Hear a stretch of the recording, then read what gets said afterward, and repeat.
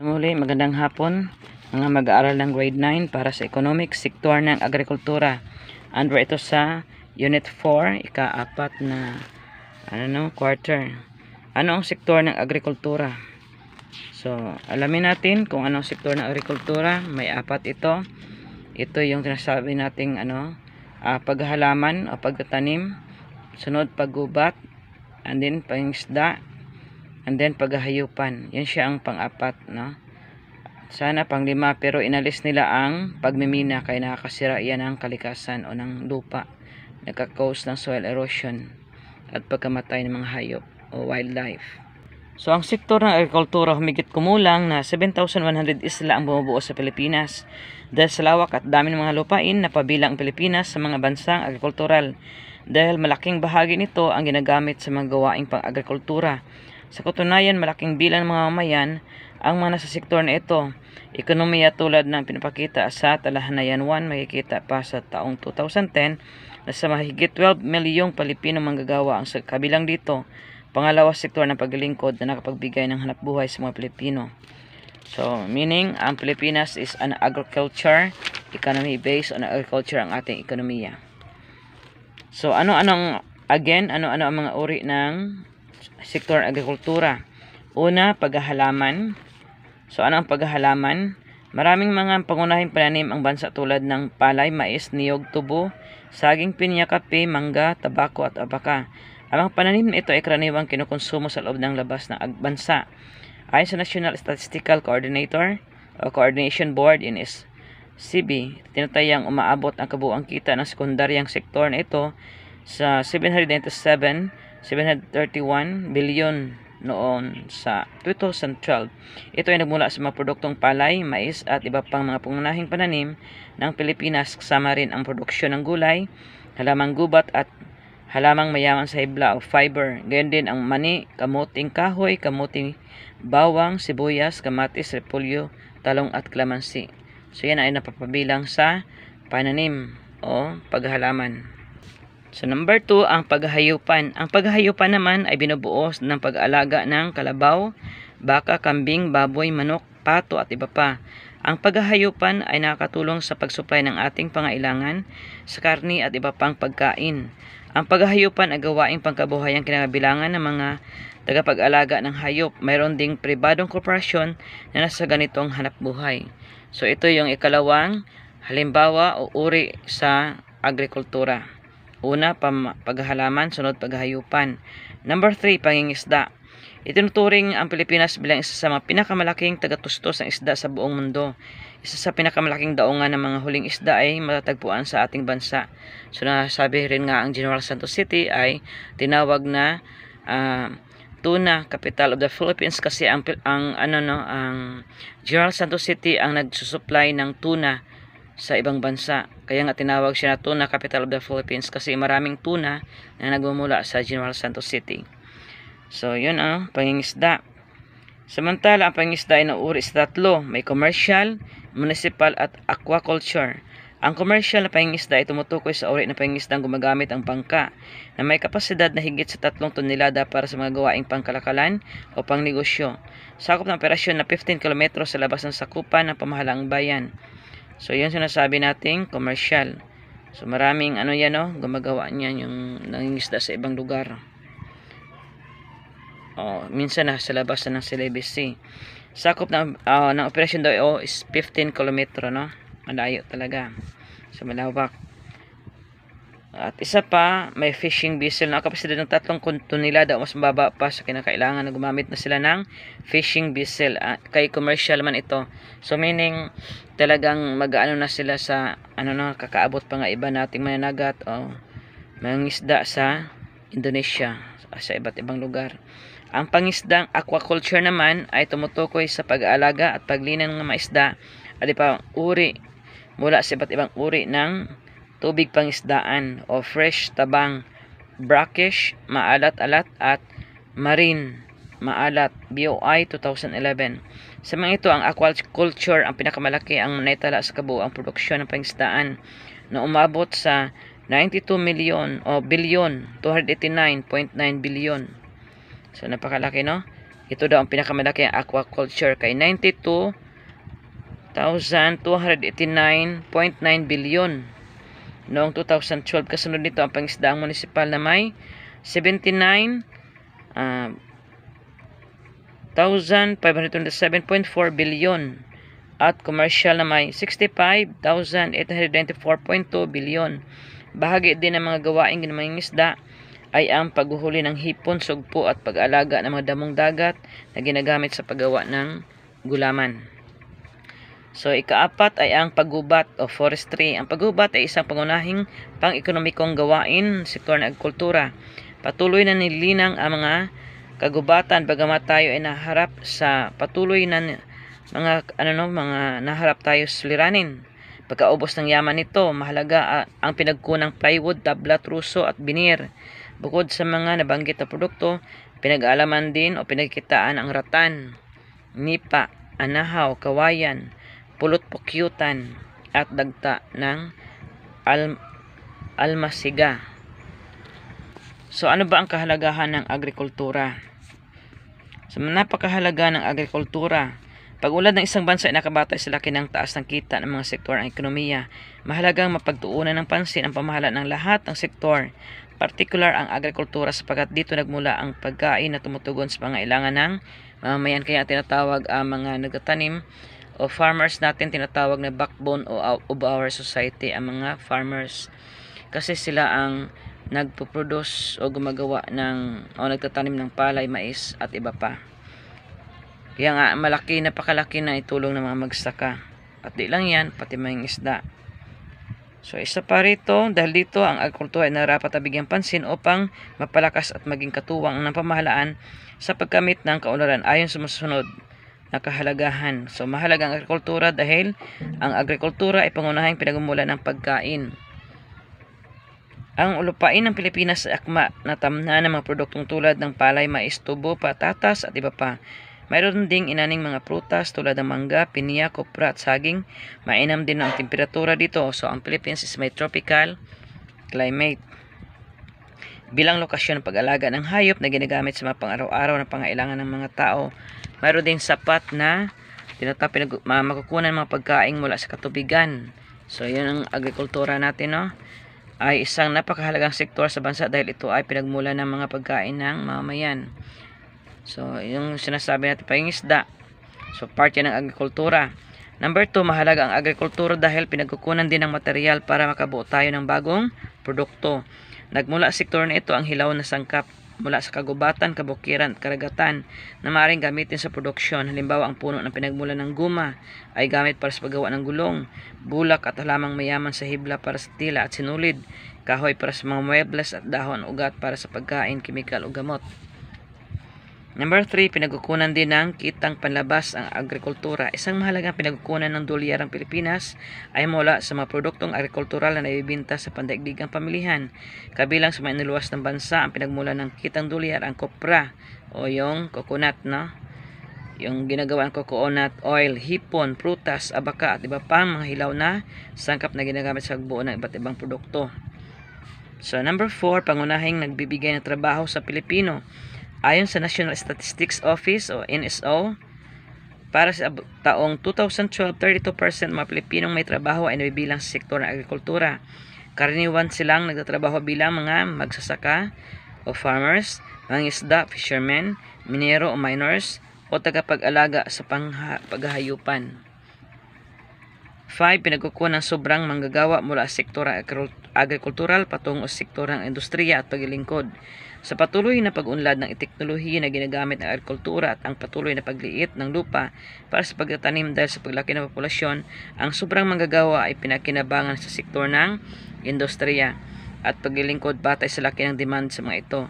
Sa pangkalahatan, pinapakilala nito ang sektor ng agrikultura ay isang mahalagang tagapagtaguyod ng ekonomiya ng bansa.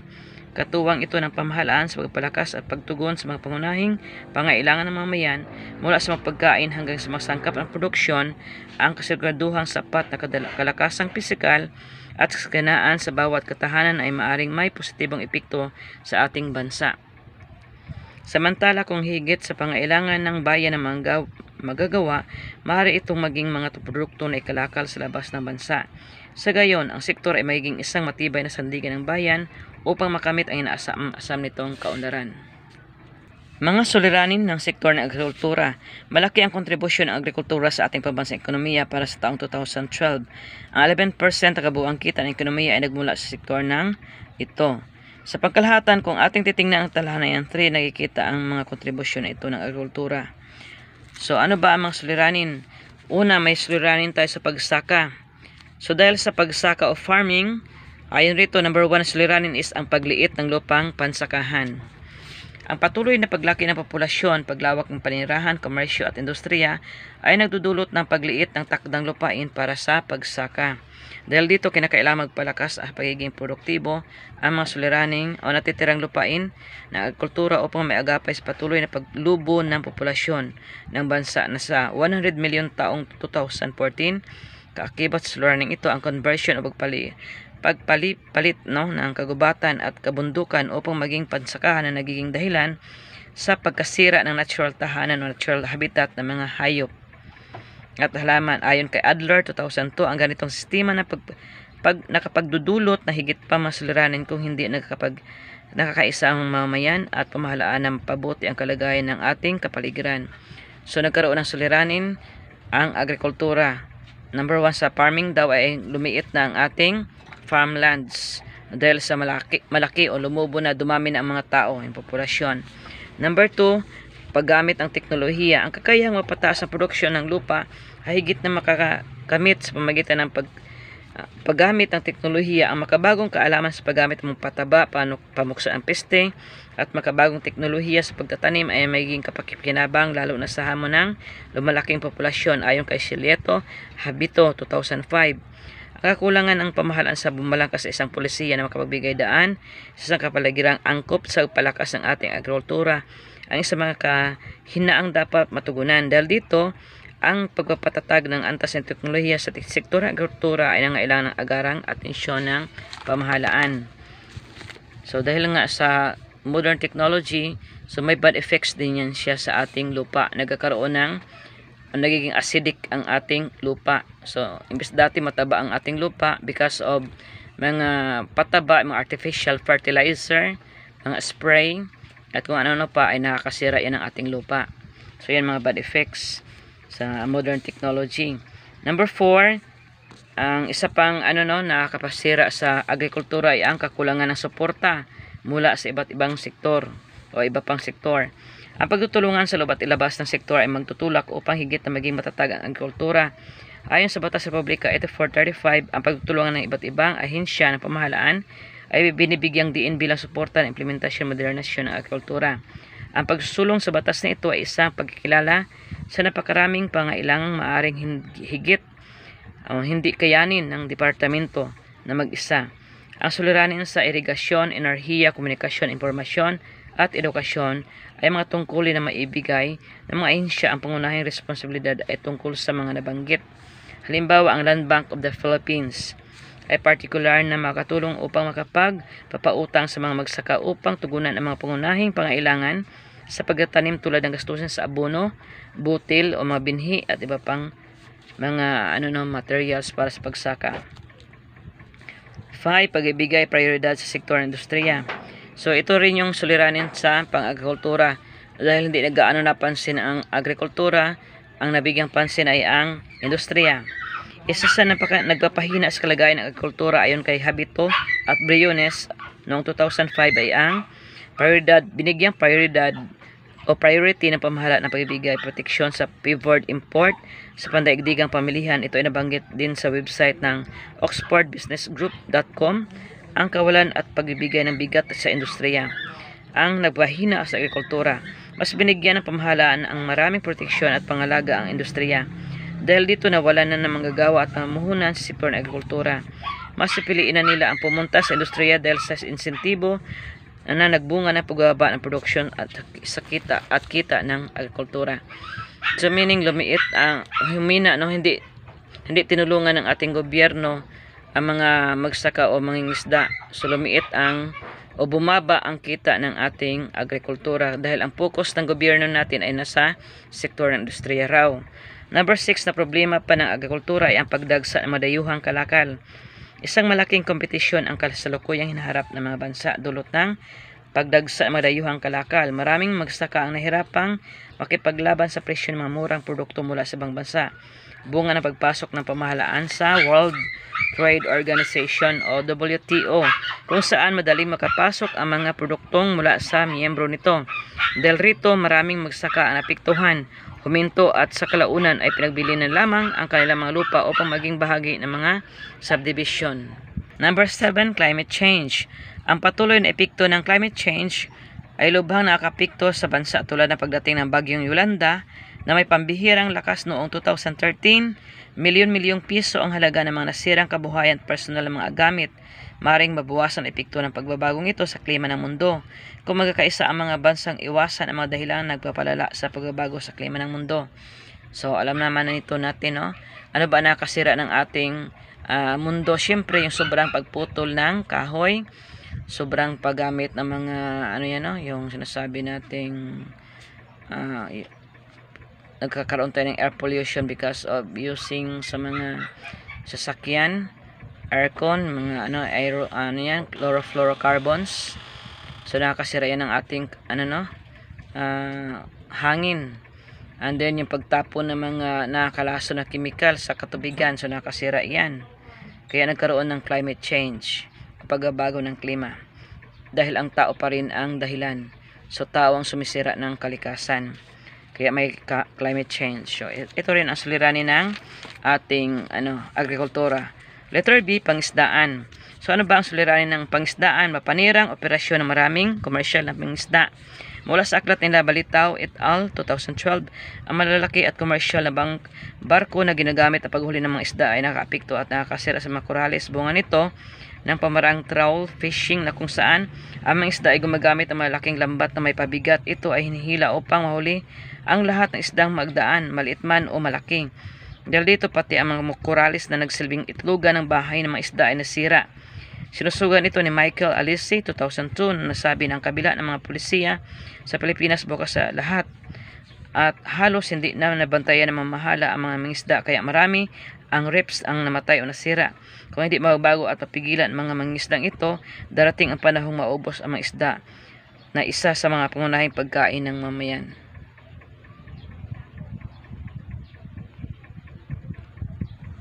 So, number 2, epekto ng polusyon ng pangisdaan.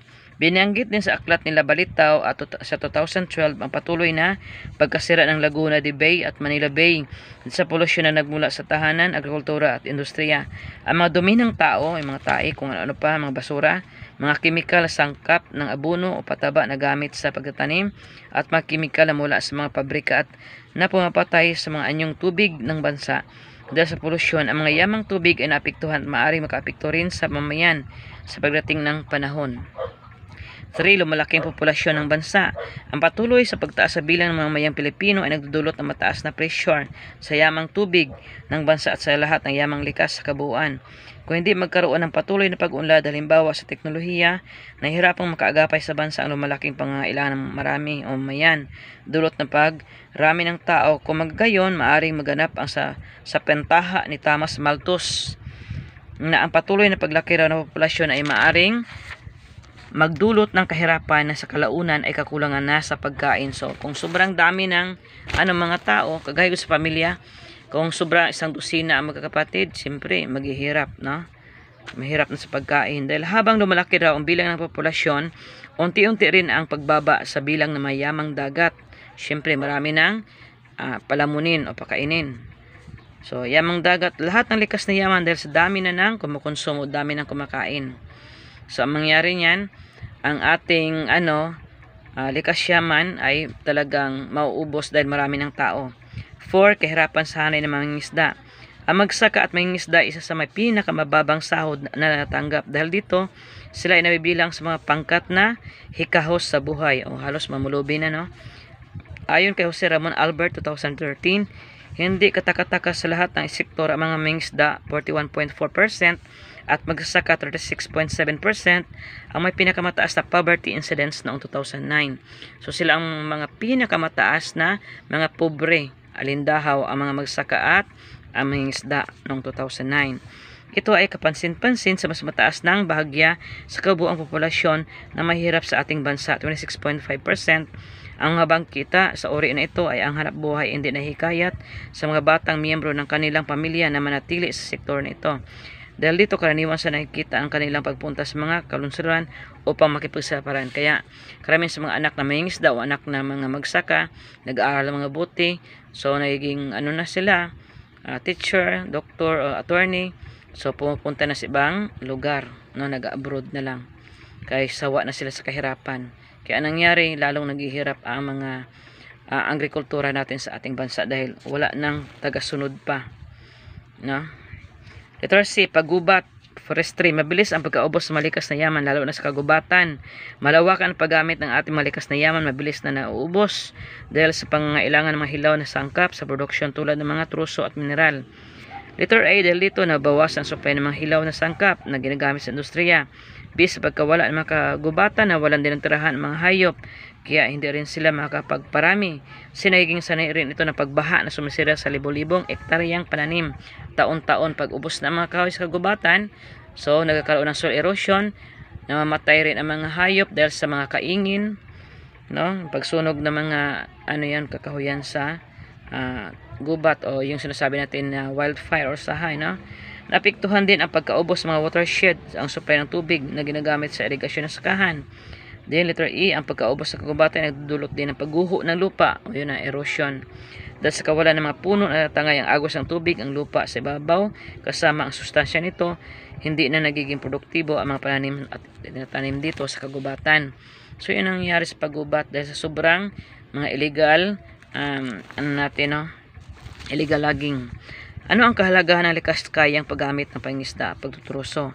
Mula kinabalitaw et al. 2012, kabilang sa kanilang panamungkahi upang matiyak na likas kayang paggamit sa pangingisdaan ay ang tuwirang ugnay ng pagitan ng lokal ng pamahalaan, samahang mangingisda at mga miyembro ng kapuluan upang matiyak ang tamang paraan ng pangingisda.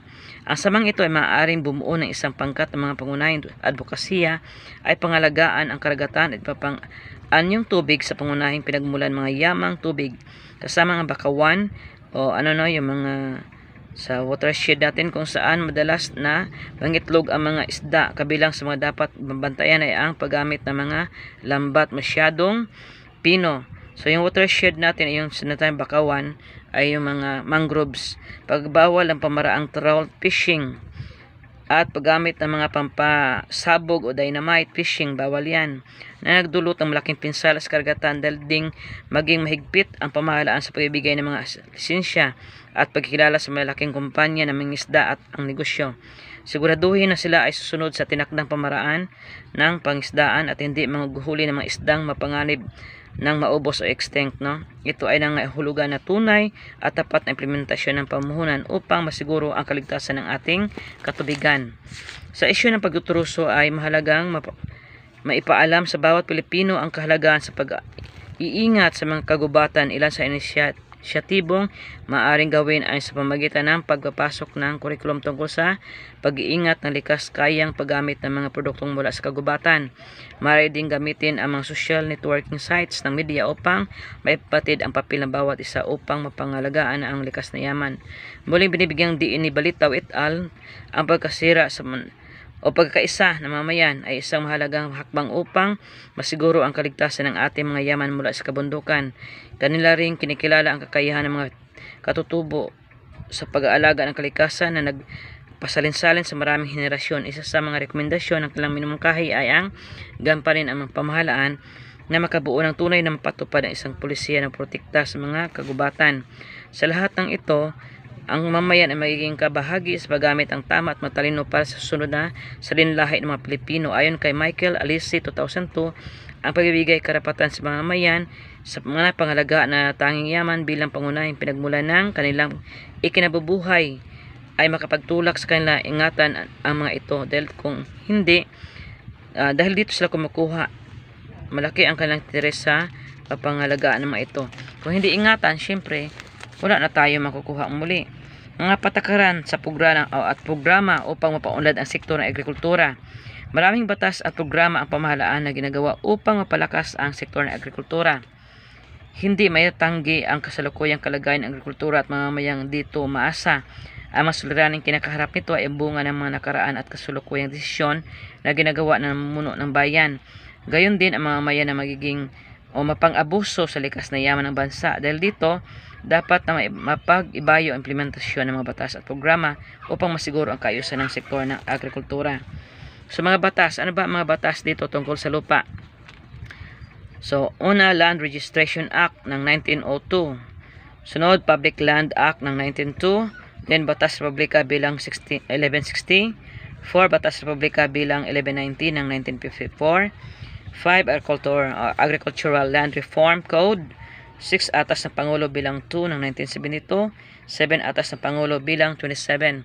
So, ito yung mga batas na nangangalaga sa ating agrikultura.